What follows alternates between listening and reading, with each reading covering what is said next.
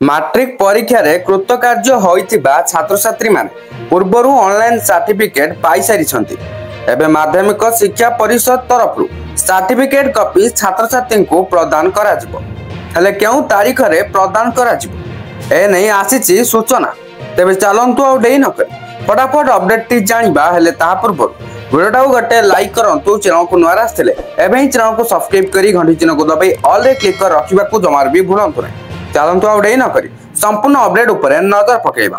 आसंता जुलाई 9 रे विभिन्न जिल्ला रे बोर्ड तरफ निर्देशित स्थान रे सर्टिफिकेट दिया जिबा को व्यवस्था करा जायछि।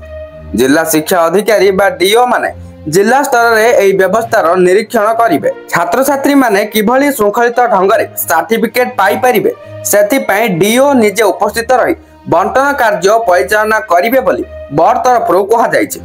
एथिलागी जिला स्तर आसंता जुलाई 2 और 3 तारीख 2 दिन मध्य सर्टिफिकेट ग्रहण पर 9 तारीख रे बंटन करिवे। जदि 9 तारीख रे सर्टिफिकेट बलका रही जाए 10 तारीख रे समस्त सर्टिफिकेट को बंटन करने को निर्देश दिया जायछि। जदि सर्टिफिकेट रे कोनोसी त्रुटि रही थाए संशोधन लागि जुलाई 12 रु 22 तारीख पर्यंत आवेदन करा जिवो। ए स्थिति रे पुनर्बार प्रिंट खर्च आवेदनकारी छात्र छात्री को स्कूल बहन करिबो बोली बोर्ड तरफ स्पष्ट करा जायछि। बर्तन जहाँ भी किसी नुआ अपडेट आसला मुझे जन सारी वीडियोटा को शेयर करी समस्त पाखे अपडेट को पहुंचाई दिंतु।